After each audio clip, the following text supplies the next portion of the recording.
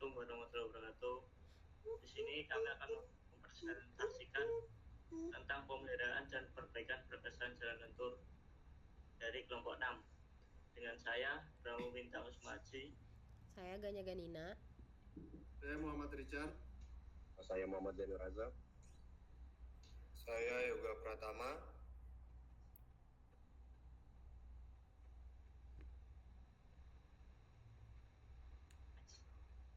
Yang pertama yaitu kita mempelajari bab 1 pembahasan.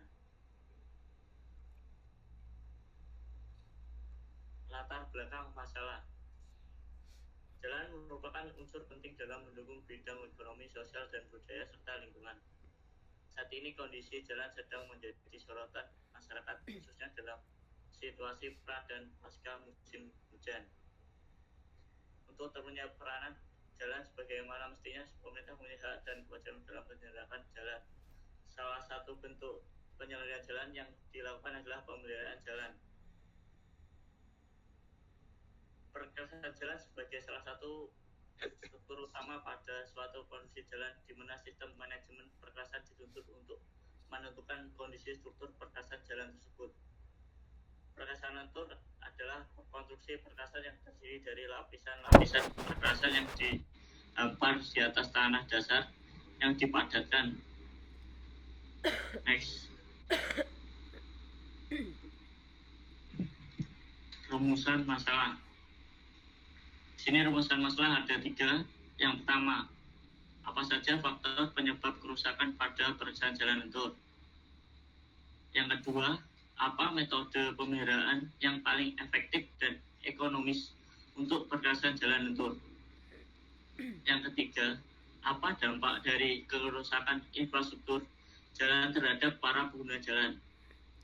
Selanjutnya ada maksud dan tujuannya, yaitu yang pertama, untuk mengetahui faktor apa saja penyebab kerusakan pada perkerasan jalan lentur.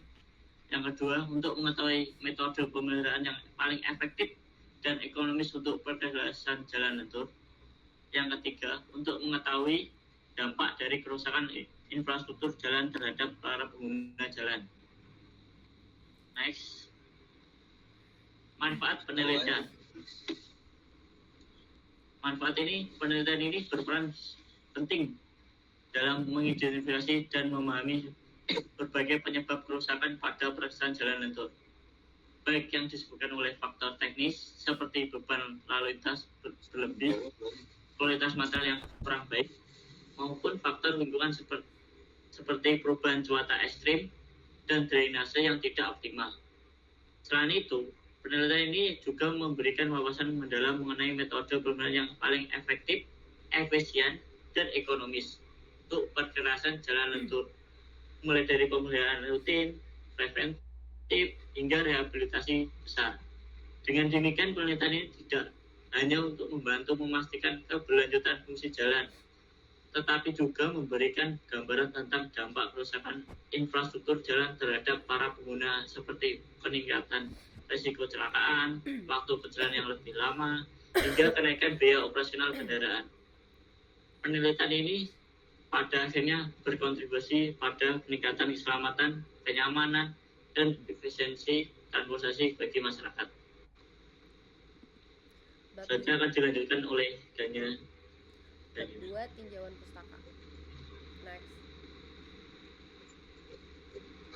Perkerasan jalan merupakan campuran dari agregat dengan bahan pengikat yang digunakan dalam melayani beban lalu lintas kendaraan. Menurut Manual Desain Perkerasan Jalan Nomor 2 MBM 2017, tipikal struktur perkerasan lentur yang digunakan dalam mendesain struktur perkerasan lentur baru adalah sebagai berikut. Yang pertama ada struktur perkerasan lentur pada permukaan tanah asli. Yang kedua, struktur perkerasan lentur pada timbunan. Yang ketiga, struktur perkerasan lentur pada galian. Perkerasan lentur adalah jenis perkerasan yang menggunakan aspal sebagai bahan pengikatnya. Karakteristik lapisan perkerasan memfasilitasi distribusi dan penyerapan tegangan yang ditimbulkan oleh kendaraan yang bergerak, sehingga secara efektif memindahkan ke tanah dasar di bawahnya. Konstruksi perkerasan lentur terdiri dari lapisan-lapisan yang diletakkan di atas tanah dasar yang telah didapatkan. Lapisan-lapisan tersebut berfungsi untuk menerima beban lalu lintas dan menyebarkan ke lapisan bawahnya.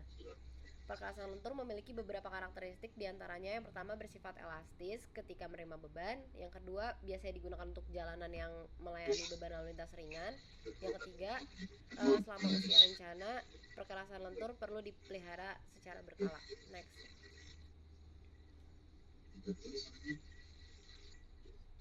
Ini ada contoh jurnal yang berkaitan dengan perkerasan lentur.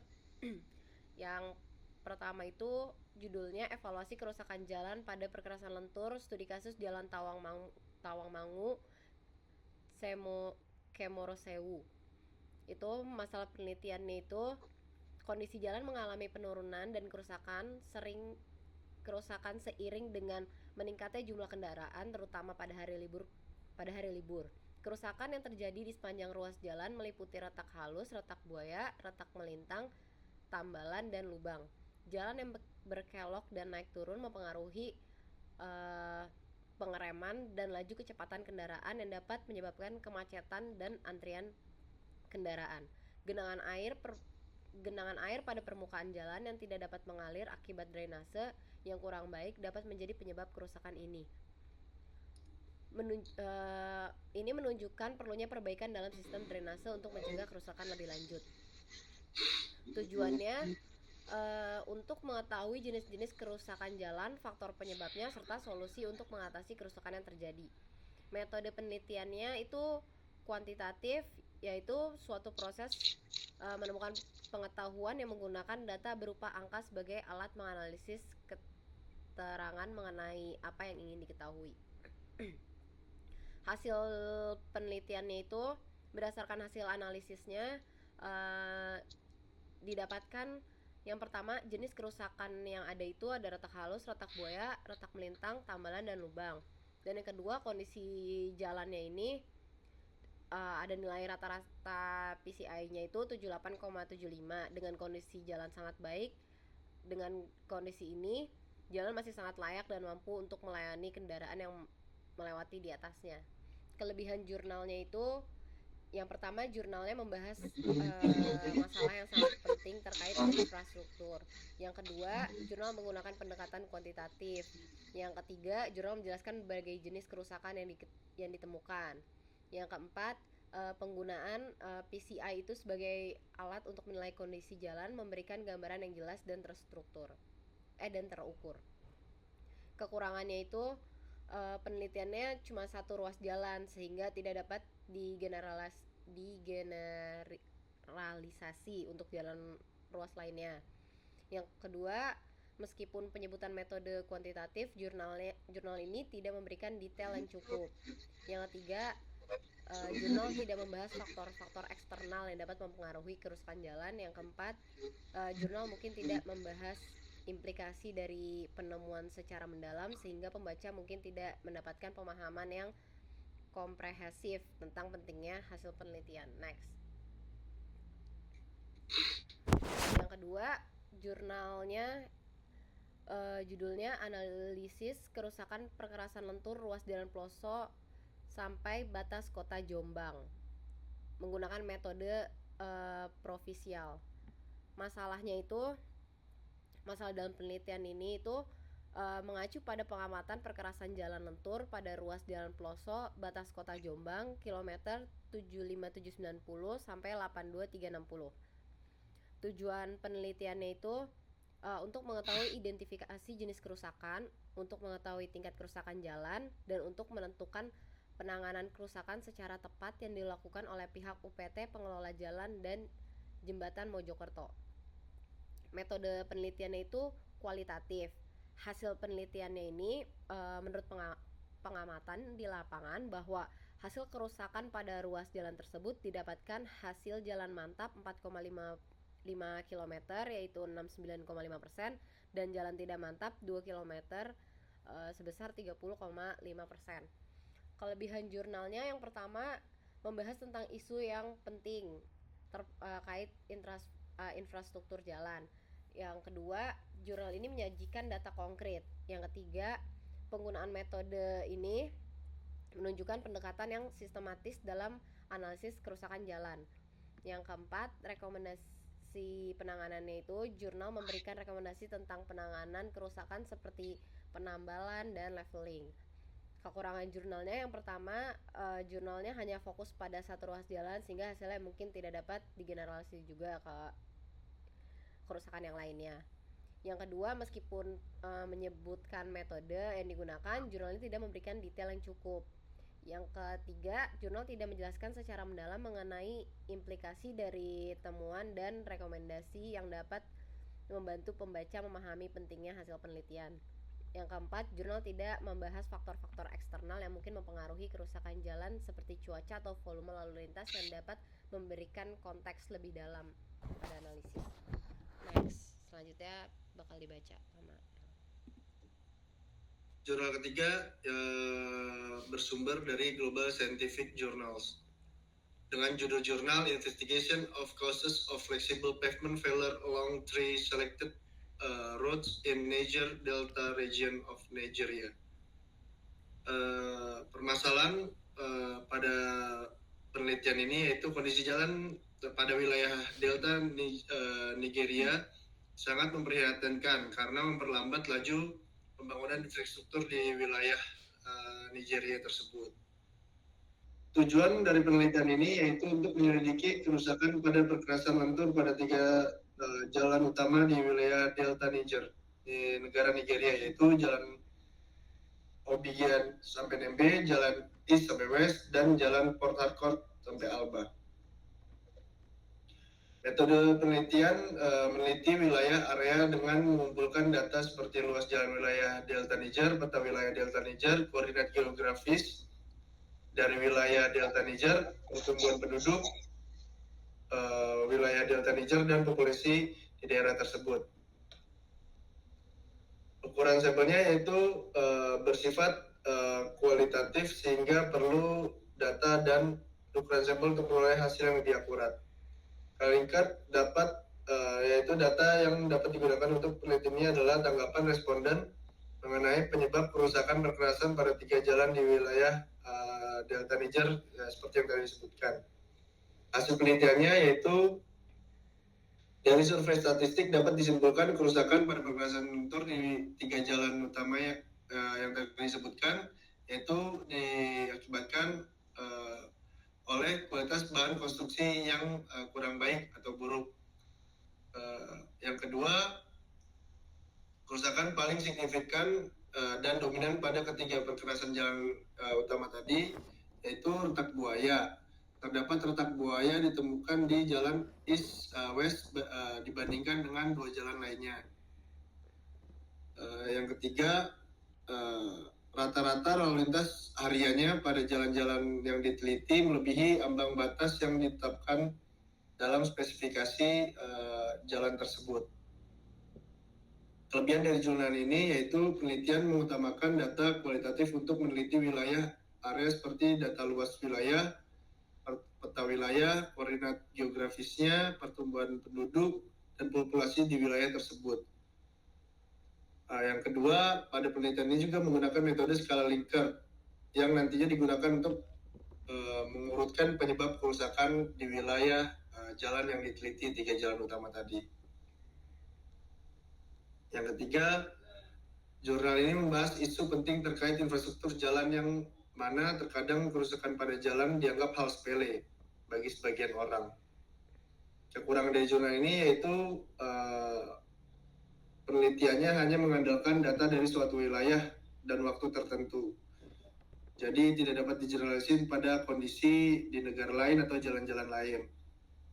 Yang kedua, kuesioner hanya dibagikan pada orang-orang profesional konstruksi jalan yang memang bagus keakuratannya. Namun perlu juga memberikannya kepada pengguna jalan sehari-hari di wilayah yang menggunakan jalan-jalan tersebut. Yang ketiga, tidak melakukan uji laboratorium yang mendalam pada material perkerasan yang disebutkan tadi, materialnya kurang baik atau materialnya buruk. Bab 3 itu membahas tentang pembahasan. Menurut Peraturan Pemerintah Nomor 34 Tahun 2006, jalan adalah prasarana transportasi darat yang meliputi sebagian jalan, termasuk bangunan pelengkapannya dan diperuntukkan bagi lalu lintas yang berada pada permukaan tanah, di atas permukaan tanah, dan di bawah permukaan tanah.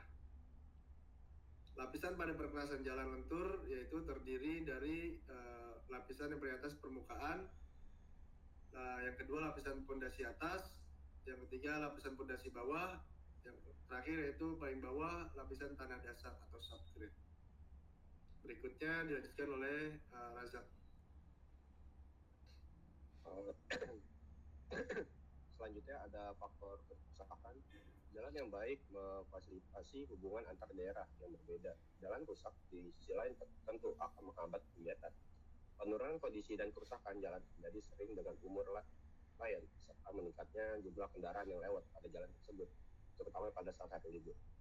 Seringkali kondisi jalan sudah mengalami kerusakan sebelum masa jalan layan tersebut habis. Hal tersebut dapat dipengaruhi oleh beberapa faktor diantaranya, yaitu pertumbuhan lalu lintas yang tidak sesuai prediksi, beban lalu lintas yang melampaui batas atau disebut overloading, ketiga, kondisi dasar tanah yang buruk, keempat, tidak sesuainya material yang digunakan, kelima, faktor lingkungan serta pelaksanaan yang tidak sesuai dengan perencanaan. Selanjutnya ada metode pemeliharaan.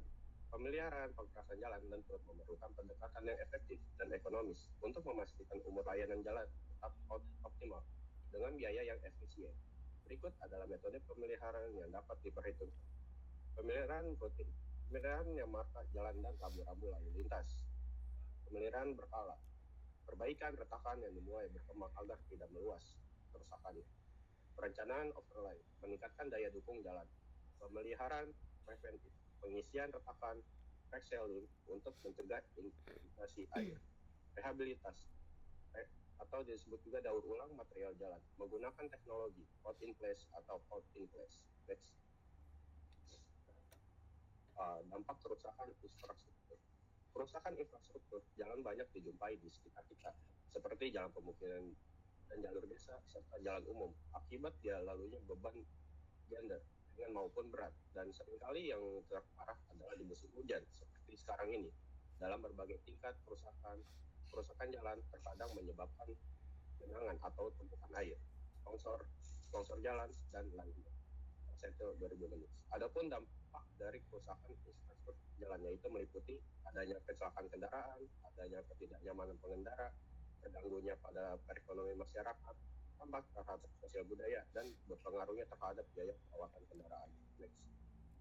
Bab 4 penutup. Bisa dilanjut oleh Mas Uga. Oke, terima kasih Mas Razak. Mungkin ada beberapa kesimpulan dari jurnal yang sudah tadi kelompok kami sampaikan, yaitu nomor 1 ada faktor penyebab kerusakan pada perkerasan jalan lentur, yaitu ada peningkatan jumlah jalan yang berkelok dan tidak rata, aktivitas berkendara yang terhambat akibat kerusakan jalan, dan sistem drainase yang buruk, kerusakan karena air masuk ke dalam lapisan perkerasan. Terus ada juga metode pemeliharaan yang paling efektif untuk perbaikan perkerasan jalan lentur, yaitu pemeliharaan rutin, pemeliharaan berkala, dan penanganan kerusakan dilakukan dengan metode perbaikan standar dari Direktorat Jenderal Bina Marga. Metode Bengkelman Beam Deflection atau yang disingkat BBD untuk evaluasi struktur. Ada juga perancangan overlay. Selain itu ada dampak dari kerusakan infrastruktur jalan, yaitu resiko kecelakaan, waktu tempuh, dan kualitas hidup. Selanjutnya ada beberapa saran, yaitu yang pertama, perencanaan kapasitas jalan yang memadai perlu dilakukan dengan cara pertama, memastikan desain jalan sesuai dengan proyeksi volume lalu lintas di masa depan. Ada juga peningkatan konstruksi geometrik jalan untuk membuat lebih stabil dan mengurangi kemiringan berlebihan di tikungan. Selanjutnya ada penambalan lubang saat menangani lubang dan retakan. Selanjutnya ada juga pembangunan drainase yang efektif guna memastikan sistem drainase mampu mengalirkan air dengan cepat dan mencegah terjadinya genangan. Terus ada juga metode pemeliharaan yang harus dilakukan dari jurnal tersebut, yaitu jadwal inspeksi jalan secara berkala untuk mendeteksi kerusakan kecil sebelum berkembang menjadi kerusakan yang lebih besar. Terus ada juga terapkan pelapisan ulang atau yang biasa disebut overlay secara berkala untuk menjaga kelayakan permukaan jalan. Lakukan pelatihan kepada tim pemeliharaan untuk memastikan bahwa metode penanganan atau perbaikan atau pemeliharaan jalan berjalan sesuai dengan prosedur. Gunakan metode BBD secara rutin untuk mengevaluasi kekuatan struktur pada jalan. Pastikan pelaksanaan overlay dilakukan pada musim kering agar kualitas dan hasil yang lebih optimal. Selanjutnya ada juga saran yang ketiga, diperlukan tindakan untuk menangani dampak dari kerusakan jalan. Yang pertama yaitu ada tangani kerusakan jalan seperti lubang dan retakan dengan cepat menggunakan metode patching atau overlay untuk mengurangi risiko kecelakaan. Ada juga sediakan rute alternatif selama perbaikan itu berlangsung untuk menjaga arus lalu lintas agar tetap lancar. Yang ketiga, jadwal infeksi dan pemeliharaan rutin untuk mencegah kerusakan yang berdampak pada kualitas hidup masyarakat. Selanjutnya, mungkin itu saja yang bisa kami sampaikan dari kelompok 6. Kurang lebihnya mohon maaf bila ada kata-kata yang salah. Wassalamualaikum warahmatullahi wabarakatuh.